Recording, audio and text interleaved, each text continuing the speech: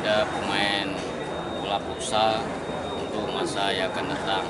Dan kita berharap kepada semua tim mudah-mudahan bisa menjunjung tinggi sportivitas dan bertanding dengan baik.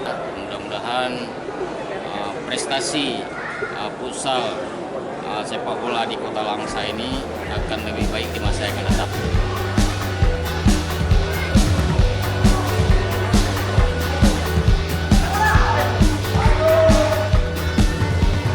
Kegiatan ini sangat berguna bagi untuk generasi yang muda-muda dalam ajang berolahraga. Di samping itu juga ini merupakan kaderisasi pembibitan. Kami mengharapkan pemerintah adalah bantuan untuk membuat sarana yang lebih representatif kegiatan futsal.